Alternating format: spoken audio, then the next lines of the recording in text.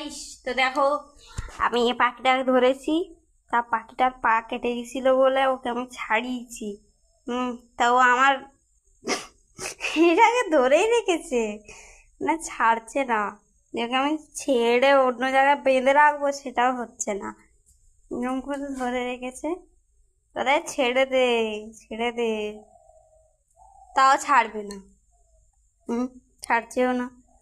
তোর পা কেটে গেছে, দড়ি দিয়ে বাঁধতে হবে। আহা, ছাড় রে। ছেড়েছে। আর একে বাঁধবে একটা দড়ি দিয়ে, টেকবক টেকবক। কি দড়ি দিয়ে বাঁধবো আমি? একে দিয়েছিলাম ছোলা খেতে, কিন্তু কিছু খায়নি। আমি ধরেছি কিন্তু এর পা কেটে গেছে, এখান থেকে এই যে রক্ত বেরোচ্ছিল। পরে একে আমি বেঁধে রাখবো ঘরের ভিতরে, মানে ঘরের ভিতরে দাওয়ায় রাখবো। দাওয়ায় রেখে দিয়ে পরে আমি যাবো কাজ করবো। ওকে এইখানে রাখি এই বস্তার উপরে। হেগে কি করেছে, কালকে আমি পুরো ঘর গোবর দিয়েছি, ওই জন্যে এখানে হেগে দিয়েছিল। তারপরে বস্তা দিয়ে বস্তার উপরে রাখা হয়েছে। টাটা।